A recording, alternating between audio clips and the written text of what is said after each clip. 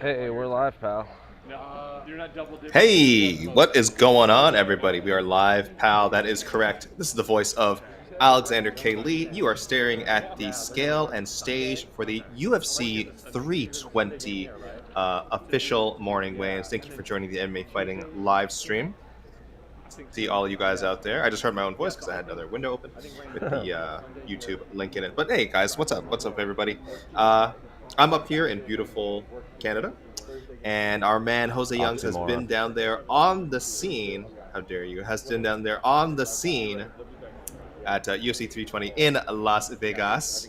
Also covering a bunch of other stuff. Apparently, there was some BJJ I heard the other night, some Brazilian Jiu-Jitsu, along with some so the usual UFC festivities, press conferences, and media days. And I think there was until you guys got a chance to talk to Pereira on Tuesday, and there's been quite a bit of media for this event, and not like a ton of buzz. Not at all. Just our first UFC pay-per-view in weeks. Yeah, feels a little feel a little worn out. The media on I guess the it doesn't media on site help. have This been is talking about that a lot. Like Yeah. just how it just does. There's no buzz. Like the That's press conference, weird. we could like count the number of people in the state in the crowd.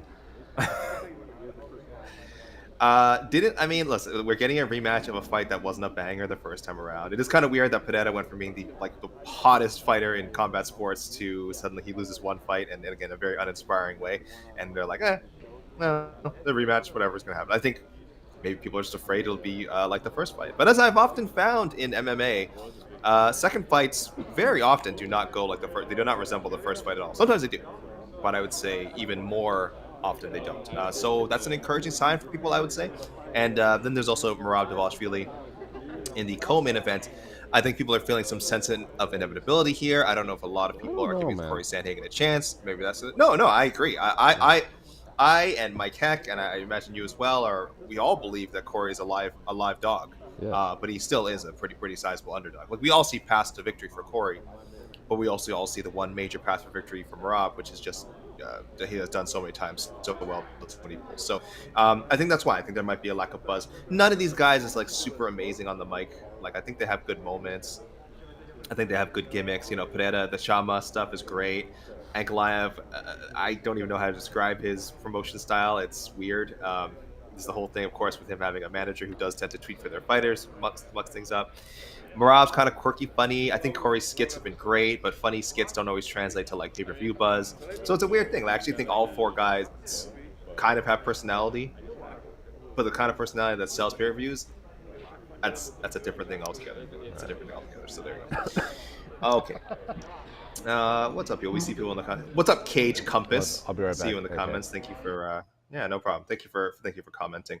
We are just about 2 minutes away, guys, from seeing our first fighters. I imagine it will be some of the one of the championship participants. Would be very surprised if it's not. I feel like people got to come out here and make a statement, let it be known. Probably, of course, Merab Dvalishvili always coming to the front of the line. It could be. I'm trying to think of anyone else who can sneak in there.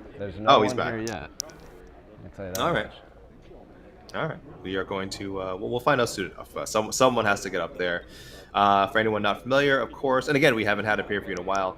This is the 1 hour window, guys. They would try to get everyone in the first hour, and if not, if people have a good reason to be late, or if they're just half a pound, 1 pound over, and they get clearance by commission, that is what the second hour is for. So really, for the stragglers, for the people struggling a little bit. So we will see how that goes. Camera right now. Someone bumped my tripod and knocked it loose. Oh my gosh, this is getting very artistic all of a sudden. Let's see, we're looking over, trying to see. Can't quite see John Anik. We don't see. That is John Anik and his brother.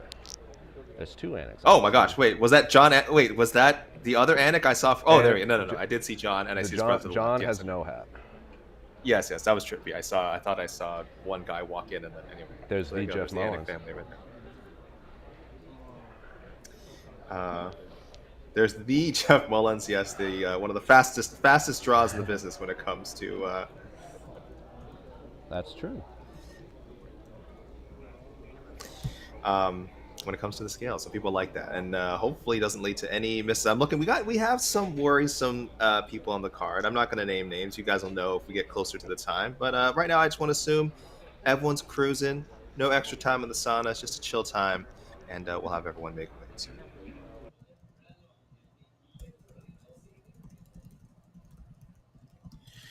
I'm a little surprised that we don't know yet. My bet would be, oh, there's Corey. We see one Mr. Corey Sanhagen. Here we go. Told you someone wants to make a statement.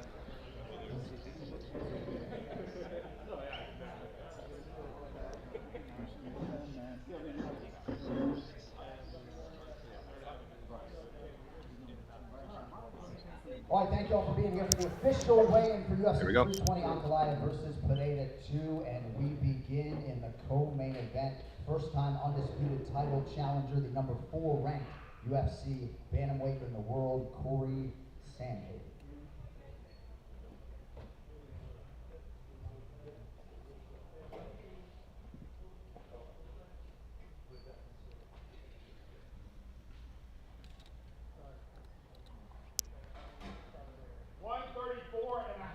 $134 and a half, the official weight for the challenger, Corey Sanhagen.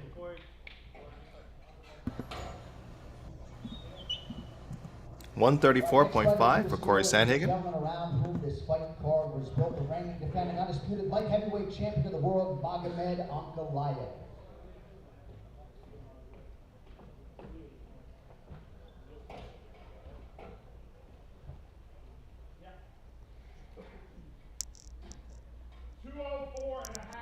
$204 and a half, the official weight for Magomed Ankalaev.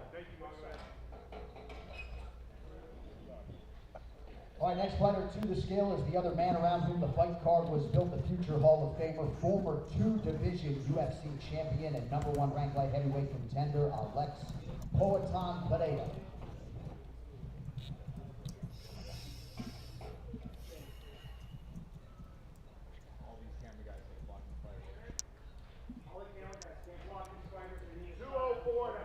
$204 and a half, the official weight for Pereira, and with that, the UFC 320 main event is now official. All right, next fighter to the scale, making the 3rd defense of his bantamweight title here in 2025, the undisputed bantamweight king, Merab Dvalishvili.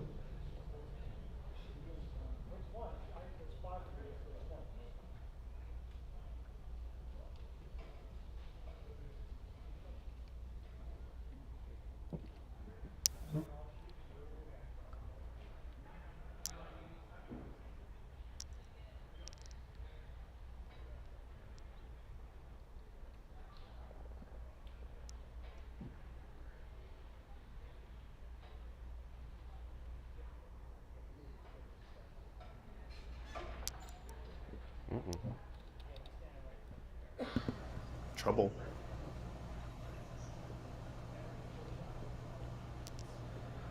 Something wonky with the scale.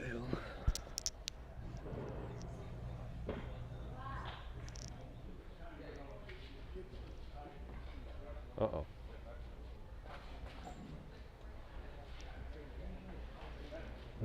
Oh, gosh. Here comes the box of redemption.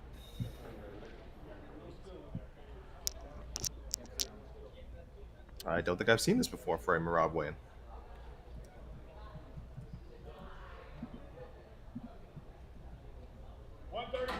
$135, the official weight for the champion, Merab Dvalishvili, and with that, your co-main event is official.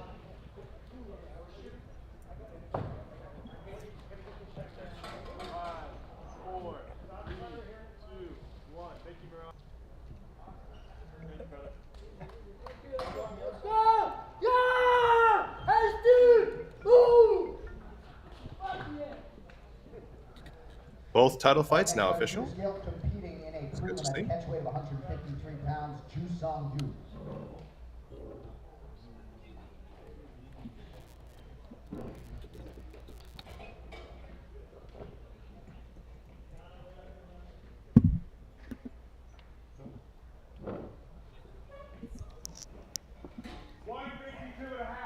$152 and a half, the official weight for Ju-Sung Yu.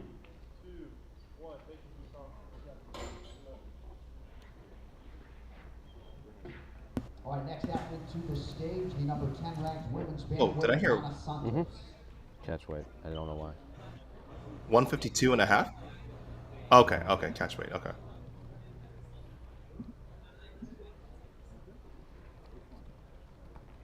Oh wow. Okay. 135 for Yana Santos.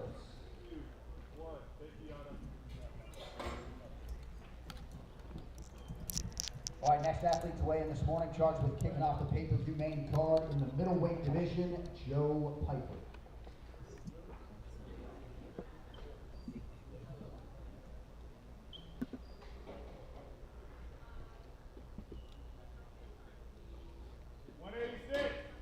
.186, the official weight for Joe Piper.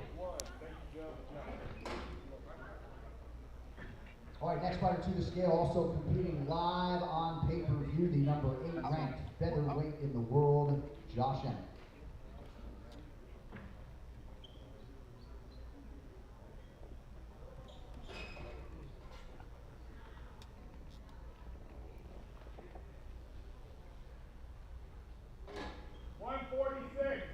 .146, the official weight for Josh Emmett.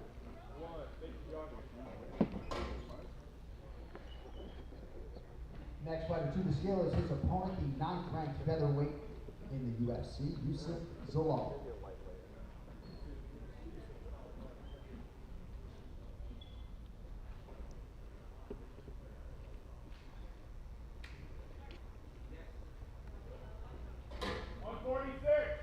.146 for Yusuf Zalal.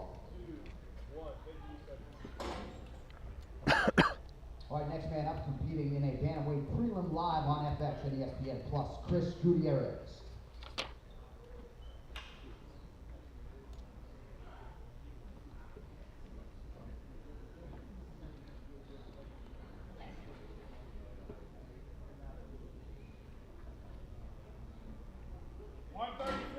.136, the official weight for Chris Gutierrez.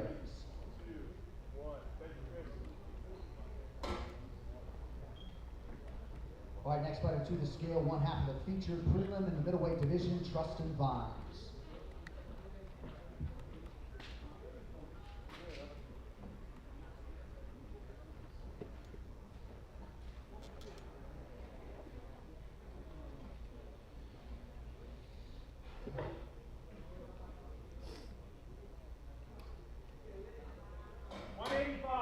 .185 for Trustin Vines.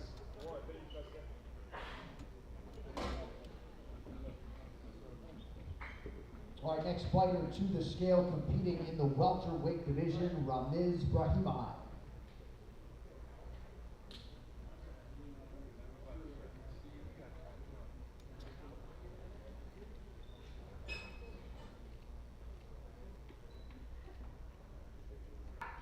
.170.5, the official weight for Ramiz Brahimaj.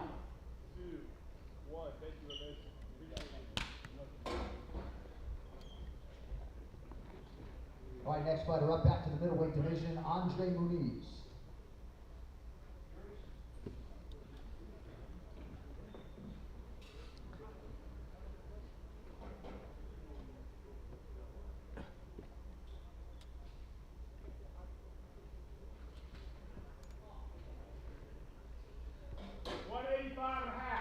.185.5 for Andre Muniz.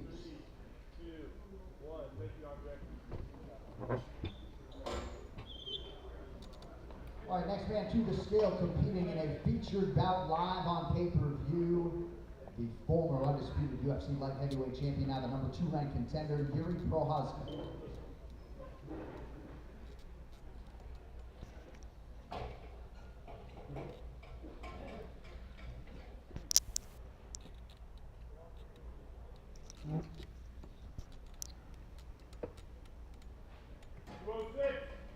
.206, the official weight for Yuri Prochazka.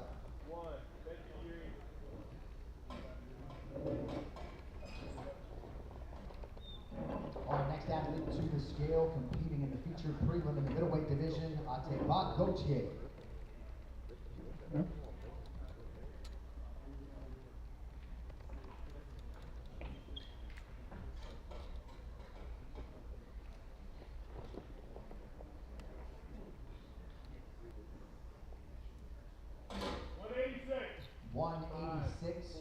Devontae Bob Gauthier.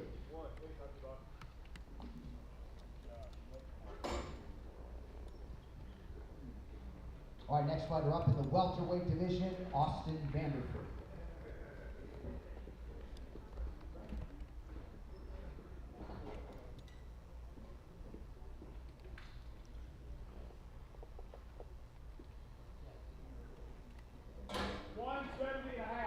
$170.5, the official weight for Austin Vanderford.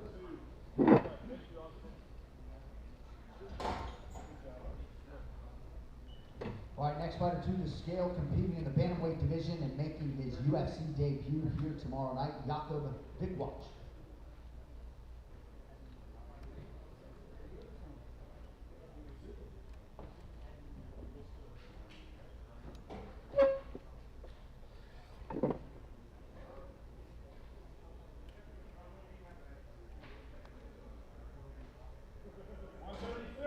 $136, the official weight for Jakob Vigwach.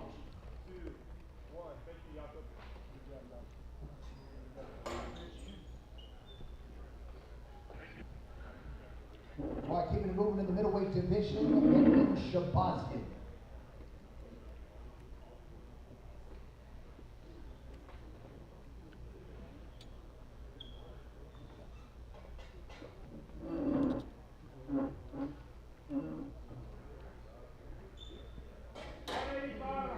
$185.5, the official weight for Edmund Shabazzy.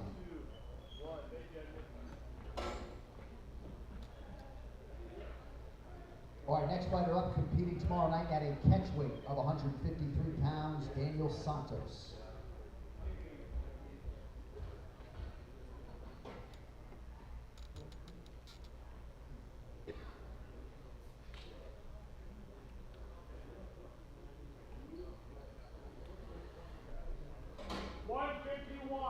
$151 for Daniel Santos. All right, next fighter to the scale, competing in the women's flyweight division, back for the first time in a long time, Brogan Walker.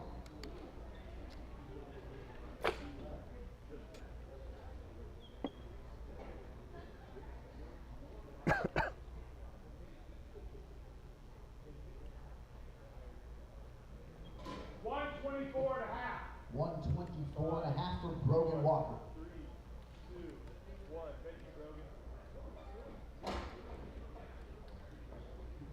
All right, next athlete to the stage, competing in the bantamweight division, Farid Basharat.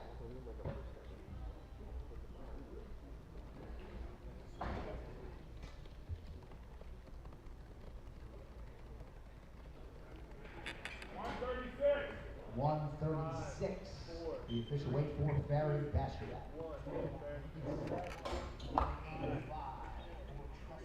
All right, next man to the scale, competing live on pay-per-view, former light heavyweight title challenger and the number 4 ranked contender, Khalil Roundtree Jr.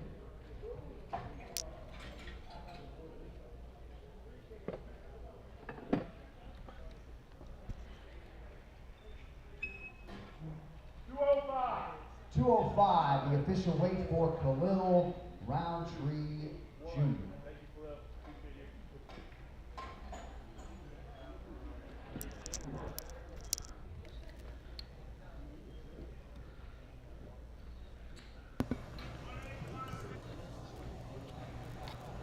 Do we have a breather? We do, thank God.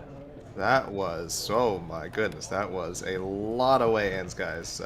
Jose and I, just give Jose and I a little bit of a second here to catch our breath. We're both just filling out some things for, you know, some information. We had some... Yeah, that's what? catch weight. He said it when his opponent weighed in. All right, next fighter to the scale. Oh my gosh. Oh, never mind. Here we go. Flyweight division, Veronica Hart.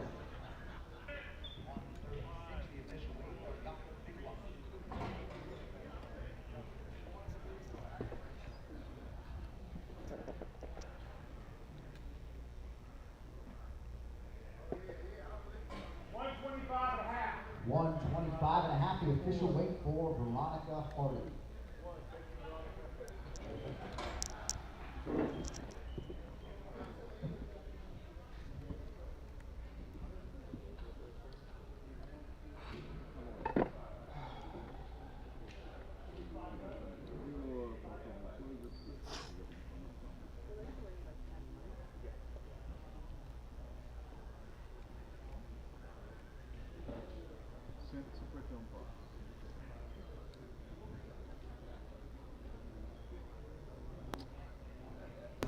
Okay, I think now we have room to breathe. I know they say that someone else will probably come running up, but no, there aren't that many fighters left to weigh in, so I don't think we need to be super concerned about anyone rushing the scale right now. We'll have a little graph for you guys as soon as possible, as soon as we can figure out who has shown up and who hasn't, because that was a rush, guys. That was a rush. We love it. We want all that smoke, but we're just a little disorganized here. By my count, there's only 5 people left to weigh in. I will let you guys know in a second. Let me send what I have here to Jose. I'll have to be one. And yeah, no rush. I'll send it to you. Just get up, whatever. Yes, I just want to let people know there is, I believe, only 5 people, but I need to double check my own maths here. I think we're still waiting on, say, including Patchy Mix. I think we're still waiting on Abus Magomedov, Macy Chiasen. Okay, let me see. Guys, in the comments, if I'm crazy, let me know. If one of the names I mentioned has shown up, please just let me know. But I'm pretty sure. Yeah, okay. Checking the official UFC website as well. Yeah, sorry guys, I got a little scrambled there. That I was not aware that Daniel Santos versus Chusang Yu was changed to a 153-pound catch weight bout. In that case, both gentlemen are on weight.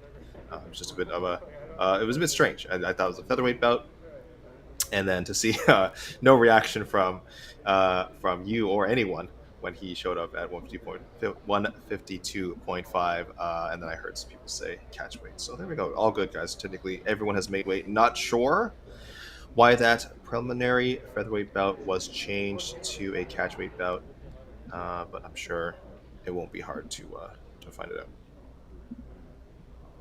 Let's see.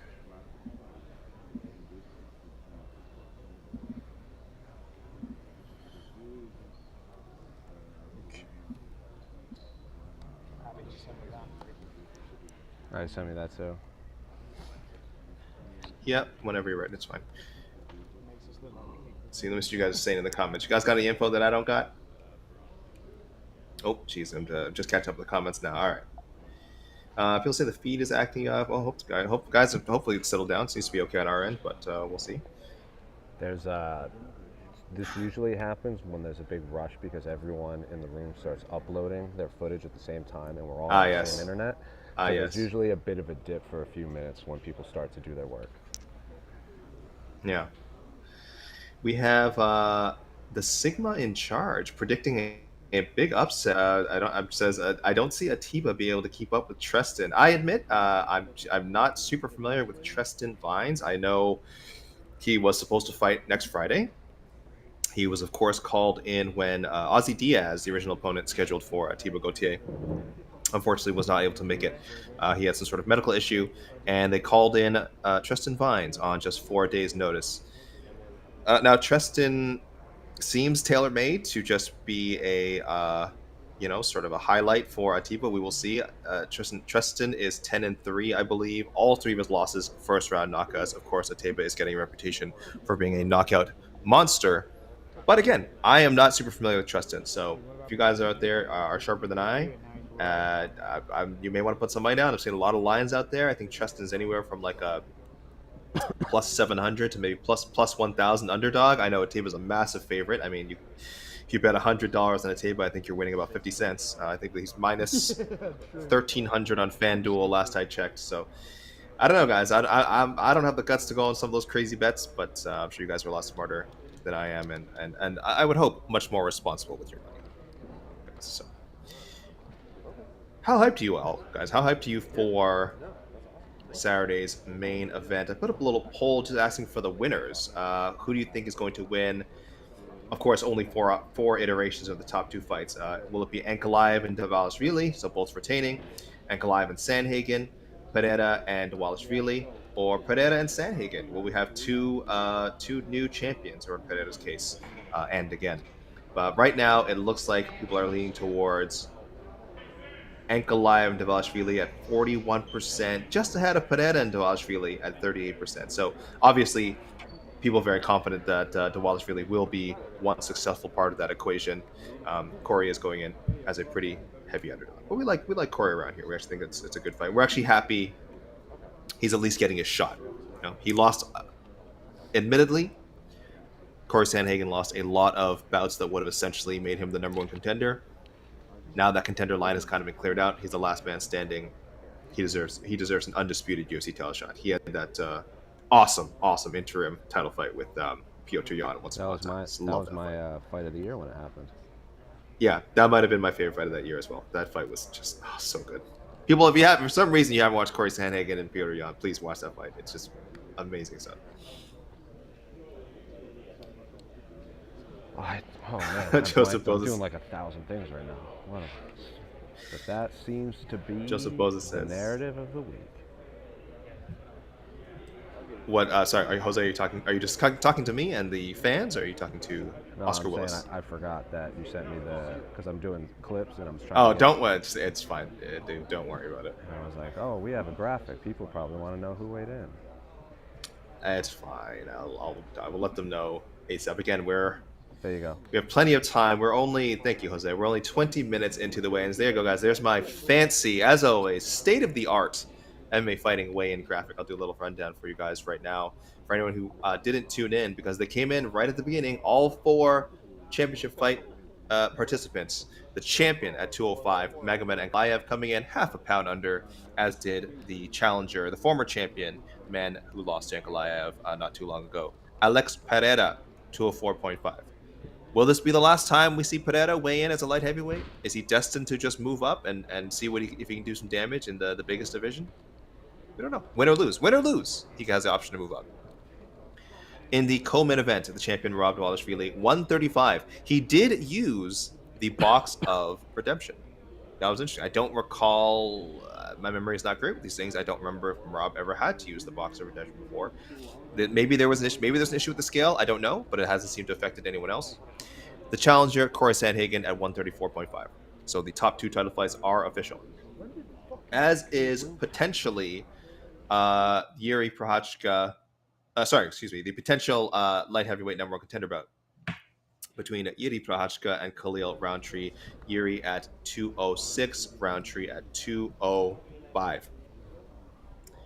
We have a key, kind of a sleeper featherweight bout, because I'll tell you, if Yusuf Zalal wins this one, he's not getting a title shot next. He's probably not getting a title shot next, but he is keeping himself in the conversation. If he can beat a perennial top 10 fighter in Josh Emmett, Emmett maybe also just looking to stay relevant. Emmett and Zalal both at 146. One of the gentlemen we are waiting for, Abus Magomedov, he fights Joe Pyfer, who came in at 186 for the main card open. Closing out the prelims, we have more middleweights, Ateba Gautier and Tristan Vines. Ateba Gautier, 186. The biggest favorite on the card at, again, minus 1,300, depending where you look. Tristan Vines coming in 4 days' notice. He was preparing for a fight next Friday, so thankfully, or hopefully, his weight was not too much of an issue for him. Came in at 185. Edmund Shabazian, Andre Muniz, more middleweights, guys. Edmund Shabazian, Andre Muniz, both at 185.5. Chris Gutierrez, Farid Basharat, fine bantamweight fight on the prelims. Both come in 136, using that 1 pound allowance. Daniel Santos and Ju Sang Yu, 153-pound catchweight bout. Daniel Santos, 151, Ju Sang Yu, 152.5. Both gentlemen normally competing at featherweight. Not entirely sure what happened here. Macy Chiasson, another name we are waiting for. Her opponent, Yana Santos, came in at 135. Patchy Mix, waiting on him. His opponent, Jakub Viklash, came in at 136, KSW champion. And then the one fight we have seen neither fighter show up yet, Puna Soriano and Nikolai Vertenikov. Hopefully no weight issues there. Puna's been down at 170 for a bit. He did used to fight at 185. But doesn't come off as a huge guy to me, so hopefully everything's okay with Puna. No sign of either man anyway. And then our first 2 fights are also official. Ramiz Brahimaj at 170.5. Austin Vanderford, 170.5. And the always opener, Veronica Hardy, 125.5. Brogan Walker, 124.5. Brogan Walker making her first appearance in a very, very, very, very, very, very long time. Yes, Veronica, if you guys are like, oh, Veronica Hardy, didn't she just open the main prelims on her last fight? Yes, she did. And the fight before that.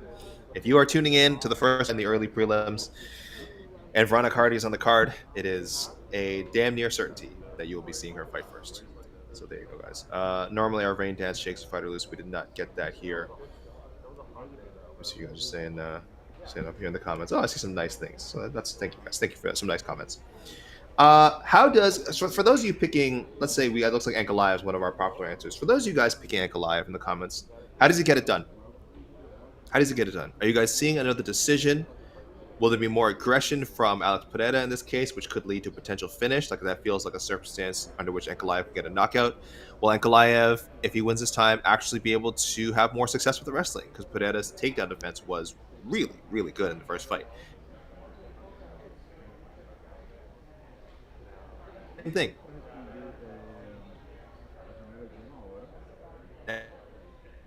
And that is, will it be different, or will it be this 5-round, somewhat forgettable decision? You guys, let me know how you guys think this will play out if an Ankalaev wins. How do you see an Ankalaev win? That's what I'm curious. Leave your thoughts in the comments, guys.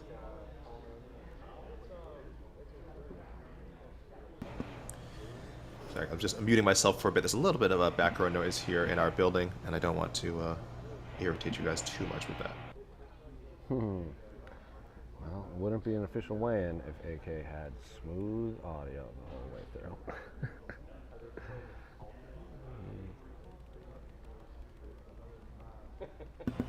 What are you trying to say, Jose?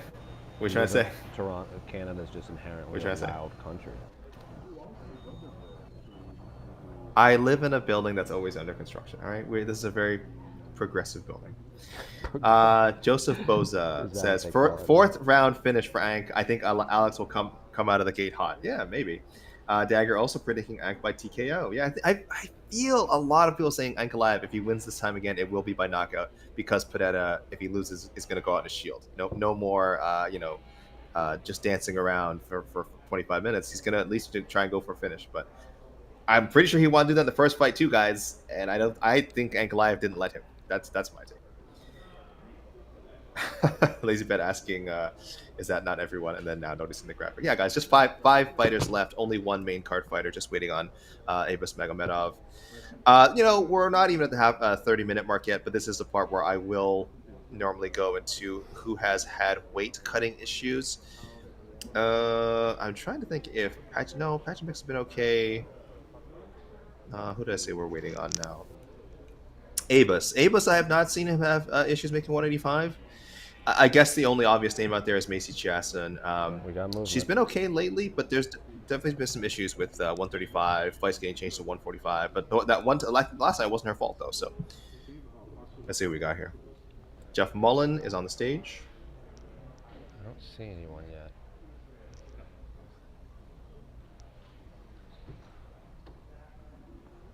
He looks like he's waiting for someone.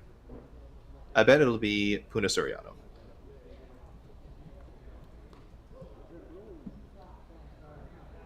All right, next fighter to weigh in this morning, competing in a prelim in the welterweight division, right. Ankalaev Soriano. How do I do it?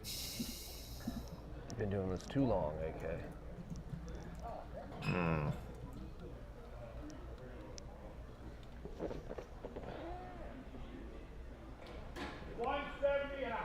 170 and a half, the official weight for Ankalaev Soriano.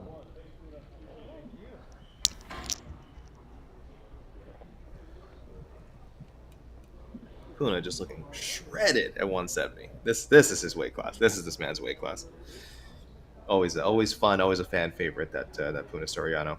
So there you guys, going down just to 4 now: Ebus Magomedov, Patchy Mix, Nikolai Veretennikov, and Macy Chiasson. But again, we have plenty of time. Don't worry, everyone's gonna make it. It's all good.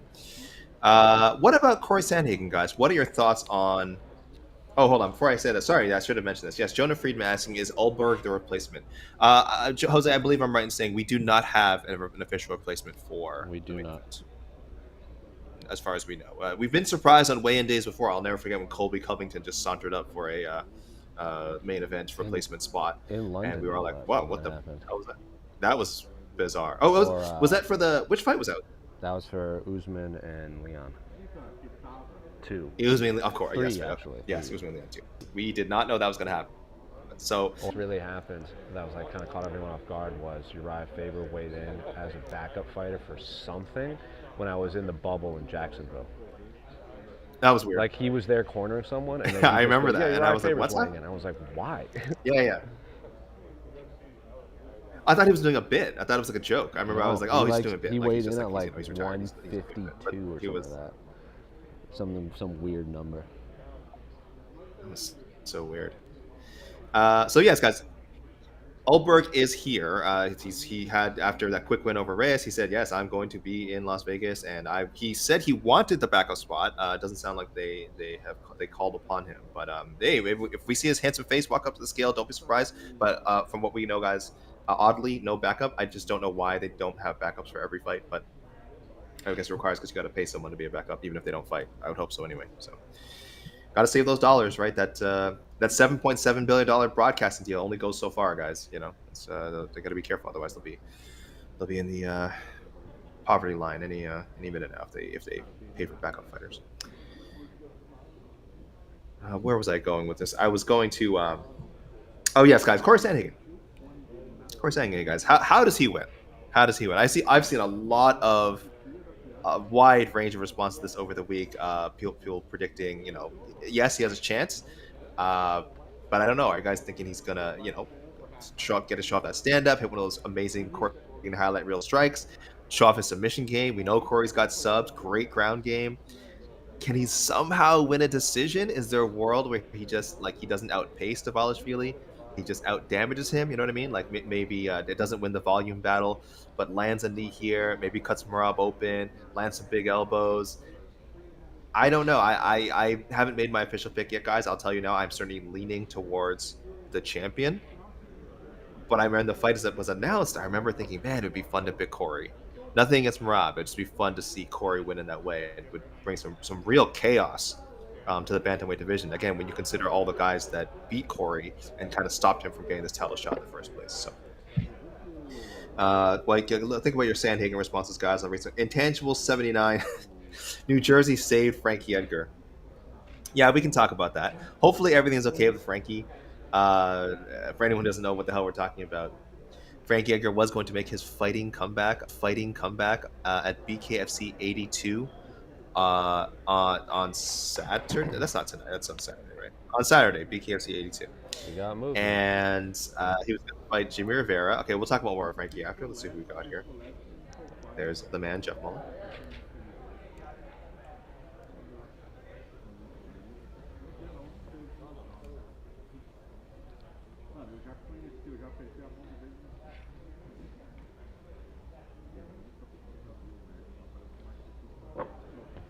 All right, next fighter to the scale, competing in a prelim in the bantamweight division, Patchy Mix.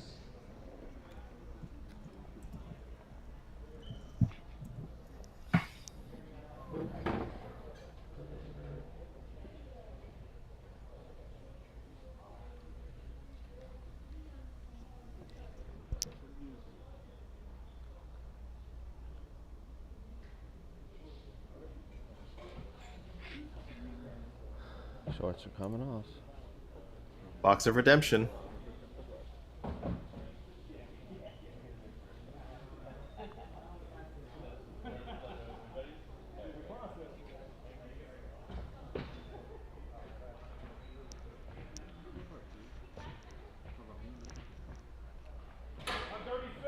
$136, the official weight for Patchy Mix. Once young man's career, because let's see him step up here after that Mario Bautista just stink bomb. You know what I mean? We all have bad nights, and that was a bad night for Patchy. He's got to show something. He has not been giving an easy fight at all. Jakub Viklas is a very good grappler from KSW. Patchy should have a striking advantage. I think that's the idea here, is that people can see Patchy with us on the feet. But if he gets out grappled, and Patchy's also a great grappler, but if he gets out grappled by, again, a newcomer, oh man, I don't know where it goes with Patchy. I won't give up on I don't give up on anybody in this business, but it's also a very tough division. I will say I did give up on. It's an extremely tough division. I will say I did give up on. On Tuesday, I was watching an interview. Well, when I was doing my Anything But Fighting with Khalil and Youssef, there was other fighters doing interviews, and Patchy Mix was. there doing an interview, and I was like not really paying attention. I was kind of half listening. And Patrick Mix, I don't know the exact phrasing, but he's like, I care more about Mario beating Mario Bautista than fighting for the belt at this point. And I was like, oh my God, what a sentence that is. If you would have told me that that's what his mindset was a year ago, I would have like called you insane. People love, man. A lot of fighters always talk about wanting to get that with that loss back. They just want so many losses back. It's like, guys, that's so weird. Like that's his. I care more about beating Mario than fighting for the UFC title at this point. And I was like, his raison d'être, as they say. Yeah, his raison d'être. I don't know what that means. Okay. Yeah, listen. You speak German. Yeah, sure. Let me send you an updated graphic, Jose. We'll have everyone in soon. I shouldn't even bother. Everyone's gonna be here soon. Everyone's gonna hear before noon, guys. This is the energy we want to keep here. Not that I don't love spending time with the listeners and the viewers, but I think we all like it. We're all hoping there's no holdups. And then we have a nice 14 fight card. Boy, this is a big card. 14 was supposed to fight Jimmy Rivera at BKFC 82 on Saturday, and is not now. Was pulled for medical reasons. I'm glad, whatever the issue is, and again, I hope he's okay. I hope the medical reason is not something that's like affecting his life, his daily life. I hope it's just he's not cleared to fight, because Frankie, one of my favorite fighters ever, and had thankfully not like. Not like a Tony Ferguson, BG Penn like end to his career, thankfully, but like was trending in that direction with some of the losses he was taking. And even the fights he's won, this is a guy who even the fights he's won, when it was over, you're like, holy crap, Frankie took a ton of damage. And then by the end of his career, he was actually getting like, KTFO'd, man, just like getting flattened on the canvas. And you're like, this man should not be fighting bare knuckle. He should not be fighting bare knuckle. I'm sure he wants to. I'm sure he wants to compete. I'm sure he wants to see just how much he has left as a combat sports athlete. But Frankie, please, as a fan, listen to some of your fans. We just don't want to see this. And after what happened to Vanderlei, friggin' 49-year-old Vanderlei Silva in Brazil last weekend, the thought of something like that happening to Frankie, and I know totally different circumstances, it's chilling. It's a horrible thing. So let's not do this. I see a little conspiracy theory. So let's not do this.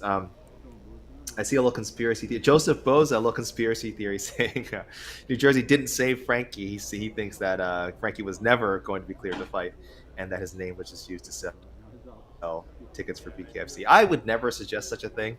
Especially since they have a pretty sellable fight in the main event with Mike Perry and Jeremy Stevens. But I don't know. I don't think that's the case. I do think everyone went in with the quote unquote best of intentions as far as you can have, making Frankie Edgar fight again. But yeah, I don't think there was anything super nefarious. I'm glad he's not fighting, and I hope Frankie's all right. Jonah Friedman says, AK, you gave up on Taylor Lapalus. I gave up on Taylor Lapalus? That's supposed to be some deep cut take I had. Yeah, you know what? If that's true, Taylor, I apologize. I know you're still out there. What else we got? What else we'll talk about? Yes, we're waiting. That's right. We're waiting on Abus Magomedov, Nikolai Veretennikov, and Macy Chiasson. Plenty of time left, guys. Now we're down to 20 minutes, which I still say is plenty of time.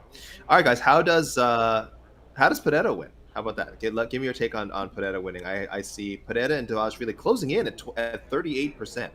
So all you Poetan fans out there, is this straightforward? Is this obvious? Are we getting a knockout? Or is he going to have to kind of fight a tactical fight here and just be a lot busier than he was in the first fight en route to a decision? Because it's not as if, we all talk about the one-touch death shot of Alex Pereira, but he's gone to a decision a few times. Obviously, the most recent fight, a loss to Ankalaev.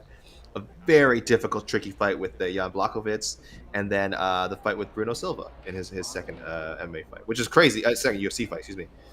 Which is crazy because we all thought those guys were just going to freaking bang and someone was going to go down. But it somehow went the distance. Good fight, though. Good fight. But it did end up going the distance. So it's possible. Alex Pereira can win decisions. He's only gone a couple times in his MMA career, but he can certainly go to the cards. Let's see if you guys are thinking right here. All right, next fighter to weigh in this morning, competing in a prelim in the welterweight division, Nikolai Veretennikov.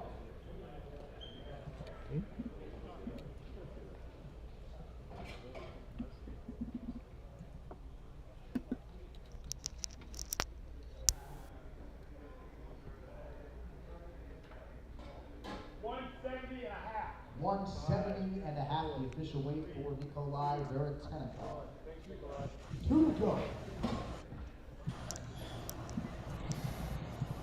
170.5, Nikolai Veretennikov. His fight with Puna Soriano now official.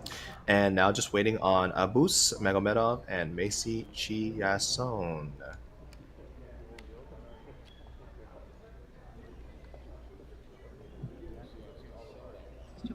Anyone tuning in just now? Sorry, guys, I should have left a pinned comment on the in the chat, but don't worry, everyone has made weight so far.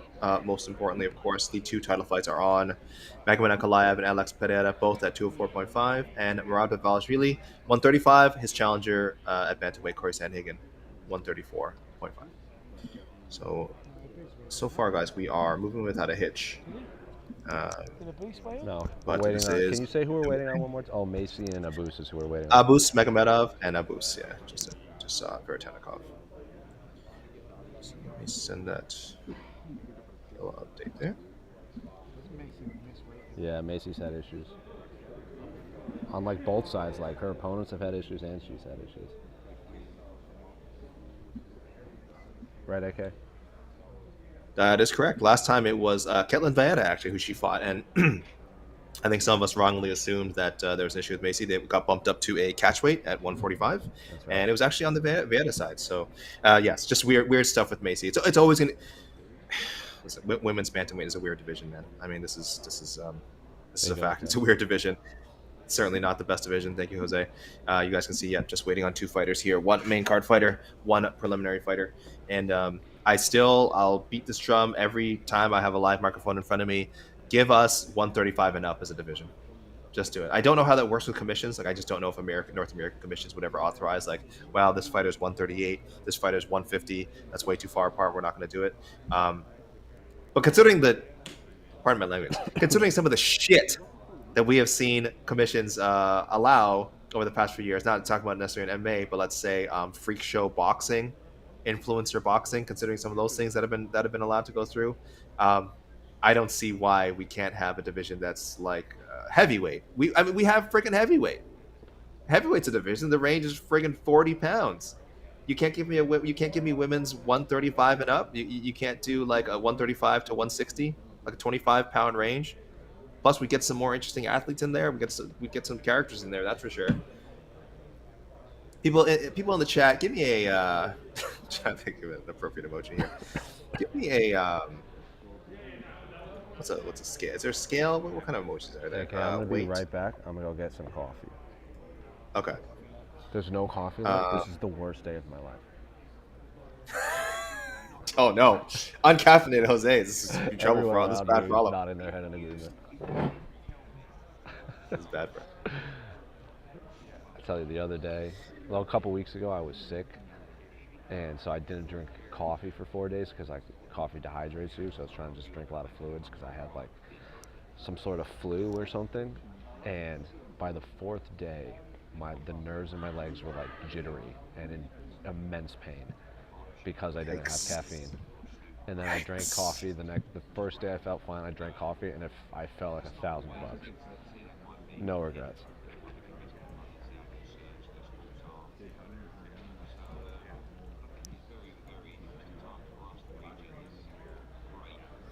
No regrets. Guillermo Cruz, get out of the comments. Do not. What is Guillermo Cruz? We see you in the comments. Don't do it. He has an emoji suggestion for the 135 women's 135 and up division, and that is not what we are going to throw up there. All right, guys, throw up a flex. Throw up a flex emoji if you are down with the 135 and up division. Let's get Gabby Garcia in there. Though I'm trying to think what her upper weight, like her lowest weight limit is. Gabby fights it. Oh my god! Well, Oscar, over 200 pounds. Do you want to tell people about your event coming up? Sure. Just tell me about it. Do you want to do it, or do you want me to say it? Are we giving free publicity to Oscar Willis? Boxing October 17th, they take 1 bottle of beer yes. Oscar is boxing at Fight Circus in Las Vegas. Yeah. It's called, he is. What is it? It's beer boxing. Someone you tape a glove and a bottle of beer in your hands, and then you fight. It's 2 fights in 2 days? Yeah. 2 fights in 2 days. Do you want to give away on like your entrance and? No. Yeah. Tune in. Give us the date again. Give us the dates again. What's the date, Oscar? Huh? What are the dates? 17th and 18th. October 17th and Palms 18th Casino, at Palms Casino. You heard it here, guys. October 17th, 18th, Palms Casino. Oscar Willis back in action. Back in action. You can find his first fight on YouTube, guys. He won. He did win his first fight. You know what I would say about that first fight? Great camera work. Great camera work. Oh, my! Do you know? I was like, do you know the person? Yeah, he's super handsome. He has really nice hair, a lot of face piercings. Probably the best tattoos in MMA. Wow. I hear he's just a jack of all trades and has. I heard he loves comic books. Complete lack of sleep on fight weeks. That's a big one. I heard he loves big if true. Big if true. Is Oscar still there? He's right next to me. Oscar, can I get a Spurs take? How's he feeling about the Spurs? Confidence level in the Spurs right now out of 10. 1 to 10, confidence level on the Spurs. In Spurs, yeah, like right now, I guess. Yeah, just in general, yeah. Tottenham in 20 years. Fair enough. He hasn't been confident in Tottenham in 20 years. Okay, fair. They look good. I think they're looking good this season. But he was rocking the Spurs, and when I say he was rocking the Spurs jumper, just a Spurs jumper, yesterday. Yeah. Okay, that is good. That's quite a visual for us all to think about. No, he was like. It's not as bad as you think. It was just very funny. People, throw up the flex emoji, please, if you are supporting women's 135 and up. I am not seeing a single one, so my rallying cry has fallen on deaf ears, unfortunately. But I am just saying 135 and up. Let's go no upper limit so we can get Gabby in there. Gabby fights at like 200 pounds. I don't even want to try and make her cut weight. But listen, you want to revitalize. I see a lot of detractors of women's MMA in general, and I understand the perception of it. I do not think it's as bad as people think. Like, let me put it this way. At the UFC level, there's a lot of divisions that probably aren't as compelling as they used to be, and I just don't think it's fair that some of the women's divisions are getting singled out. But I understand. And I have said on a recent show that, like, well, there's a reason we have a lot of women athletes. I would say 90% are going to other sports that actually like have more exposure, pay more money, because the UFC once upon a time was paying women athletes really well relative to other sports. But 10 years later, post Ronda Rousey, other sports have definitely caught up, even at the collegiate level. Yes. What did Yuri weigh? 206. Perfect. Yes. But yeah, guys, again, look at collegiate athletes. With NIL, I mean, your average collegiate athlete is making way more than any aspiring women's mixed martial artist. Other than, again, you have to get to, if you're going to get to that Kayla Harrison level, that Valentina Shevchenko level, that Amanda Nunes level, then fine, you're going to make some good money. But other than that, again, it's just, there's not money in it, guys. Money brings athletes to a sport. That's just how it works. And I hope we get to a point where the women's MMA scene is booming a little bit more. It's a little more intriguing. Again, if you look around the world, I'm sure there's a lot of talent. It does feel like in America it has kind of trailed off a little bit, and that's disappointing. But hey, I look forward to to getting revitalized. So, but yes, that's my take on it, guys. That's my take on it. There's nothing inherently down about it. It's just much like the other division. It is suffering from an influx of major talent. And if I go on just to continue this rant just a little bit, guys, I know you're probably tired of me by now. You guys got to look at it like this: like all these major sports we're always talking about, these are sports that people like train to be a pro. Like they want to be a pro baseball player from the age of like they're 5 years old. They want to be a NFL quarterback from the age of 5. You know what I mean? From a young age. We don't live in a society yet where a kid grows up saying, I want to be a UFC champion. Now, maybe I'm wrong. You guys, maybe I don't have my own kids. So you guys out there with families, let me know if your kid is telling you they want to be the next Chuck Liddell, or they want to be the next John Jones, or the next whatever, the next Alexander Volkanovski. I don't know. I just don't think that's happening. And so how are you going to get the best athletes in MMA if what you're getting is mostly wrestlers, which is great. People who do jiu-jitsu, other growing up doing other combat sports. But you're not getting the best athletes. You are just not. And that's not the be-all, end-all of being a fighter. You don't have to be an elite athlete to be a fighter, but it certainly helps, and it would certainly help the product, I would think. So follow the money, everyone. Follow the money. Follow the grassroots systems, and then you will realize why people complain about there being a dilution of talent at this level of MMA, where the body is supposed to be coming from, guys. Take this from someone who's watched every season of The Ultimate Fighter and watched them have to try and like struggle to trot out 16 quote unquote like prospects, UFC hopefuls, and you'll know what I'm talking about.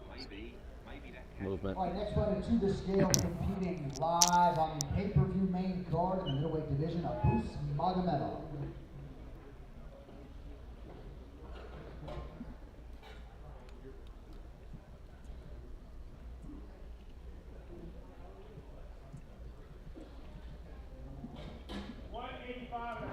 $185.5, the official weight for Abus Magomedov.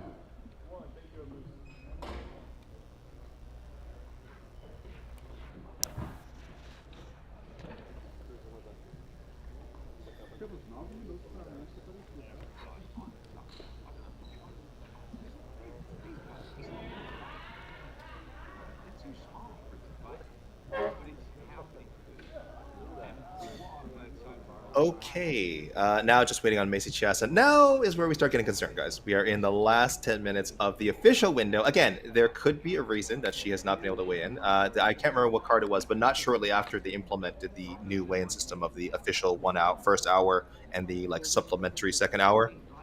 Someone was like stuck in traffic or something. Yeah. So if that's Macy's excuse, it's fine. Maybe there's other reasons.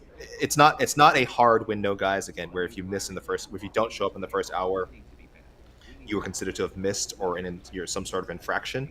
It is just, that's they want to try and encourage people to get, and it's worked out really well. If you guys have followed the weigh-ins since this rule was implemented, you usually get, I would say, 95% of like the lineup. You have always maybe only one or two people tops that come in that we have to sort of wait for in the second hour. So it's not perfect, guys. The system's not perfect, but it has been working as I believe as they intended.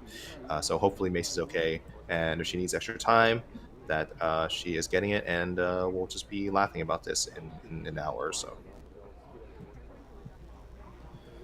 I will.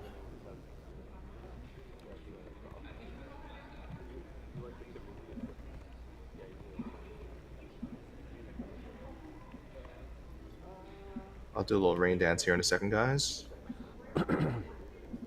Y'all's updated. Just sending Jose a new graphic.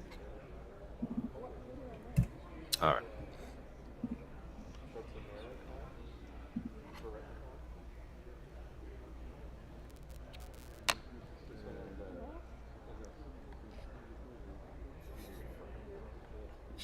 A lot of people are not optimistic about Macy's chances. Apparently, listen, guys. She has, like I said, she has still 7 minutes in the first hour, and she has again technically another hour with as long as everything's okay, as long as she's healthy and everything's okay with the commission.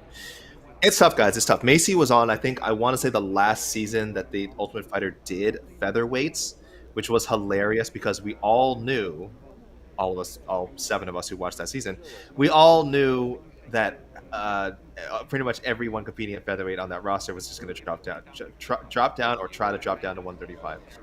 The insistence on pushing 135 is legitimately insane. There's not a lot of talent again in that range, so you don't want to encourage to split it between 135 and 145. But holy crap, like, why are we making this so hard for these women who are at the UFC level and are trying to compete and are trying to, I don't know, fight for some sort of title? I'm not saying bring back the featherweight title, but man, we need to have figure something out as far as like allowing for featherweight fights, and just so people can get in there and compete and put on a show and entertain us and make money. It's just so stupid asking some of these people to consistently cut down to a weight class which is clearly not comfortable.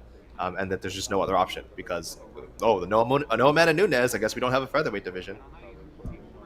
It's freaking silly, guys. It's freaking silly. Pardon my language. Don't use such language, AK. I'm so sorry. I'm just trying to see the last time there was women's featherweights. I do think it was the yes, it was that season called Heavy Hitters, because it was, Jose, this was 2018. It was heavyweight and women's featherweight. If you can remember who won the men's heavyweight division, I will.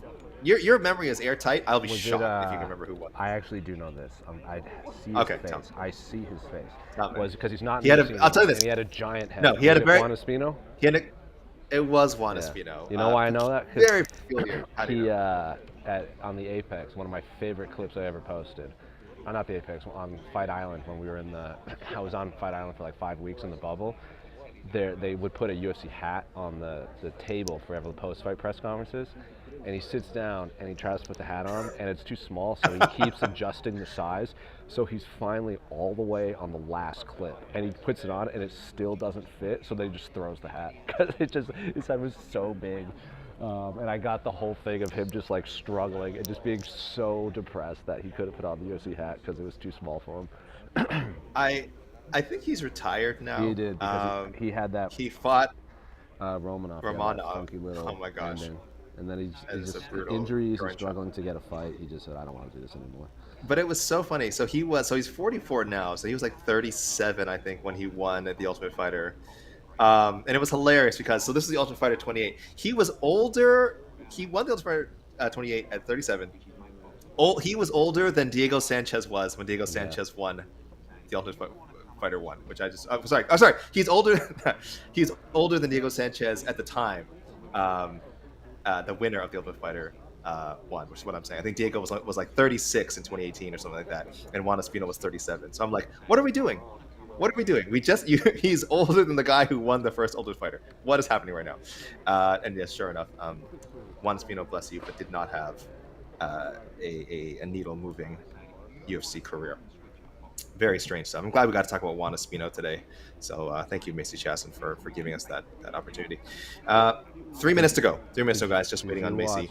I think it was Casey's last BTL, one of his last BTLs. We just talked about Tandon McCory for half an hour. You talked about what?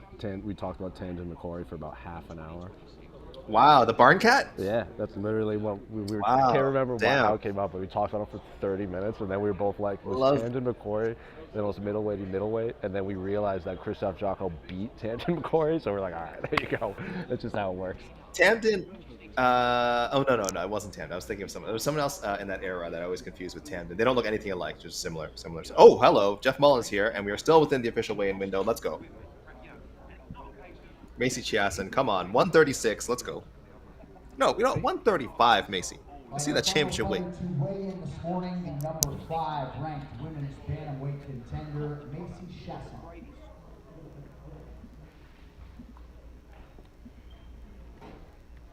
Oh, we pull that down. Move it over.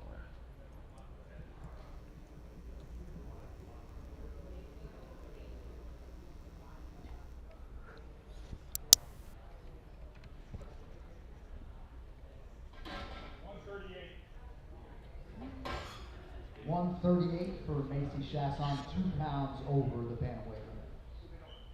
Son of a gun.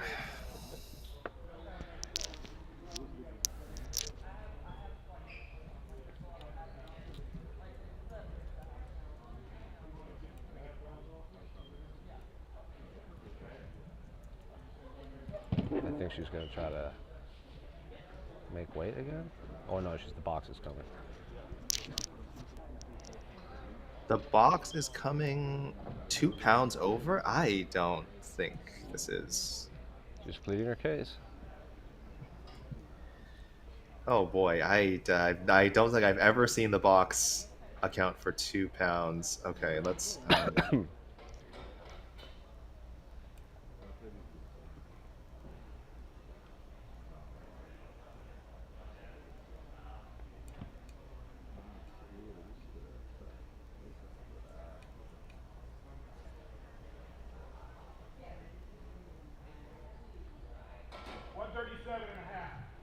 $137.5 for Macy Chiasson.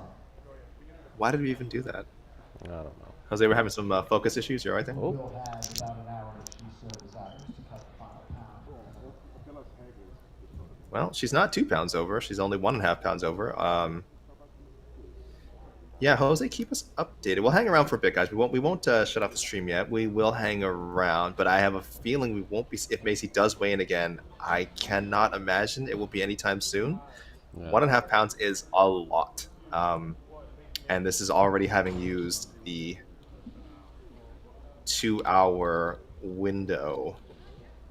the initial 2 hour. Sorry, excuse me, the initial 1 hour window plus whatever all the other. Ooh, that is I don't like that. Again, she needs clearance from the commission, guys. She needs clearance from the commission. She needs clearance from a physician. So it's not guaranteed, but usually they do let fighters have a chance. We'll see. Again, hopefully not a health issue with Macy. Again, this is we've had some history here. She did miss weight, actually at 145 pounds once upon a time for a fight with Raquel Pennington. She stepped in on short notice, but still just did not work out. That was probably one of her most brutal misses. Trying to see what other incidents we have here. I believe that was her only official miss in the UFC. I do want to check again real quick.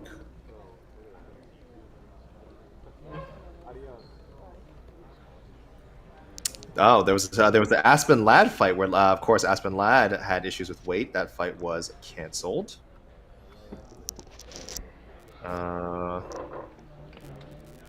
There was a featherweight bout with Norma Dumont, and Norma Dumont missed weight. So again, it was Chiasa's opponent. What a strange. And then, like I said, her most recent fight with Ketlin Vanda before this one. So, man, it like I said, it's a division issue. Macy just happens to be involved a lot. I get it. But it's not just her. It is an issue of the division, and whatever. You guys can rewind about half an hour if you want to hear me ranting about women's bantamweight. But who wants that? So, yes, we're going to continue here. It sounds like she is going to try and that is my understanding. Jose, people over there, but I have no word yet. Yeah. There has to be some negotiation. It's not just automatic. It is not a unilateral decision on the part of the fighter. She's going to have to get cleared here. I'm sure her team also has something to say about it. They've been with her the whole time. They'll probably tell her like how close they feel she is, whether she should try it or whether we'll just proceed with a catch weight. My guess, guys, and I have no inside information, is this will be a catch weight by the end of today. That is my understanding. And Yana Santos will be enjoying 20% of Mason Chiasa's purse, but purely speculation. We'll hang around here for a bit as long as we need to. Jose, I don't know if you're gonna have to run off at some point, guys. Jose has been running around like the Energizer Bunny as usual all week, so like I said, we'll stay as long as we can. What was that? But let's get you a little updated graphic here, guys. And did you hear that? Okay. No, what's going on? Per UFC PR, Macy Chiasson will not continue cutting. They're currently kind of negotiating fines and stuff right now, but as of now, Macy Chiasson is officially 137.5. That is probably the right call. So I will let people know that. Let's get a tweet out there. Jose, I know I'm going to credit you with this scoop. Yep.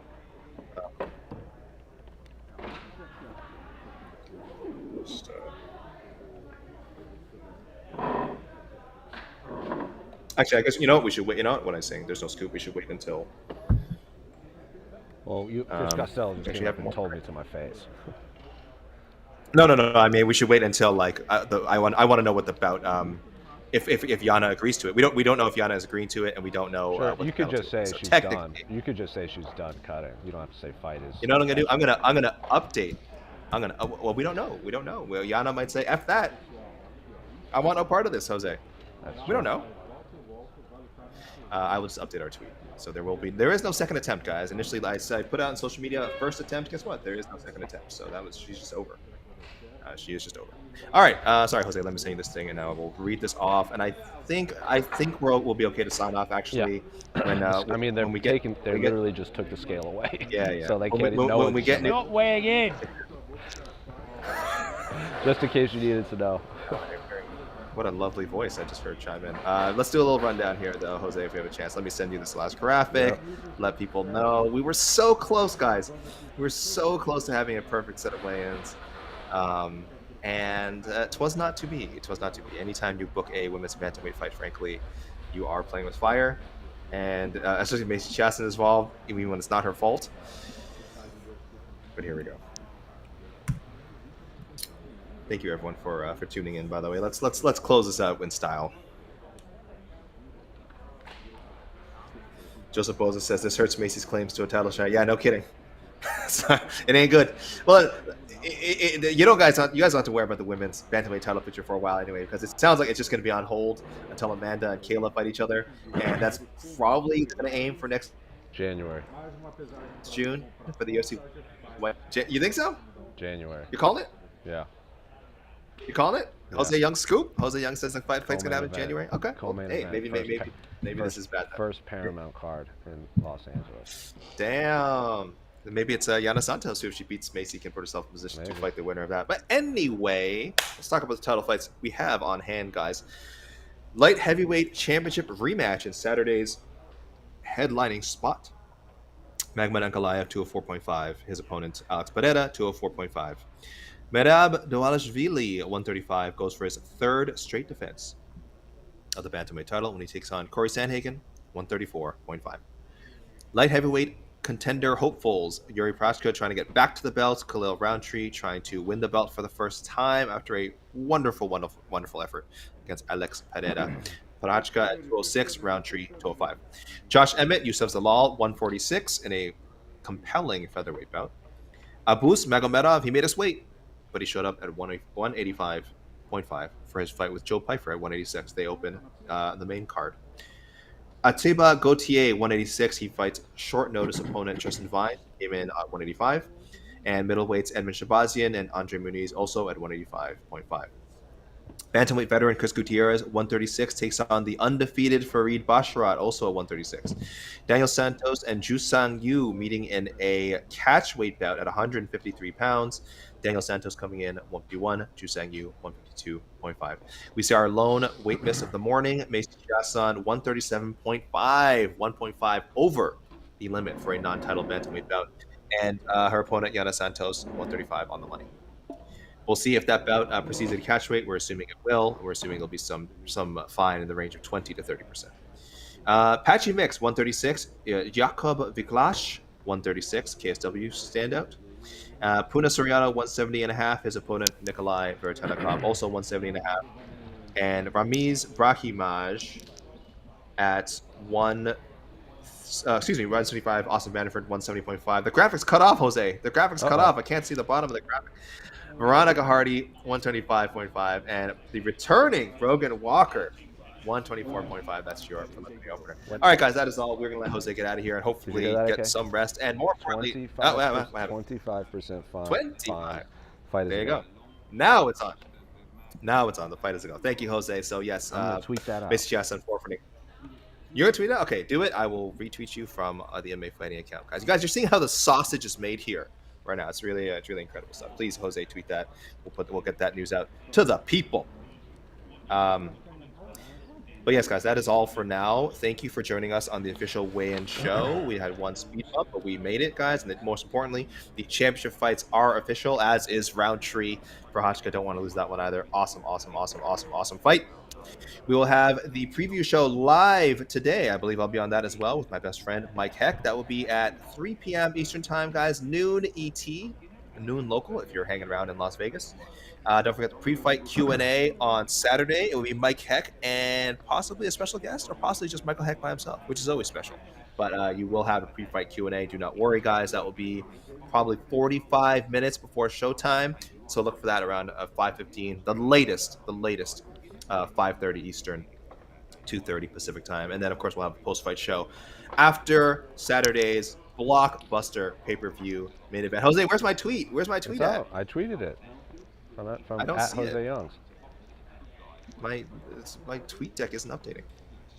That seems like okay. That seems like a Canada problem. That is, we got to screen. We have every tweet is screened before going live. That's true. That's true. Good job, Jose. All right, Jose. Thank you, guys. Thank you, Jose. Everyone say thank you to Jose Youngs. Thank you, everyone, for tuning in. This is Alexander K. Lee for MMA Fighting, signing off. I got some writing to do. Take care, everyone.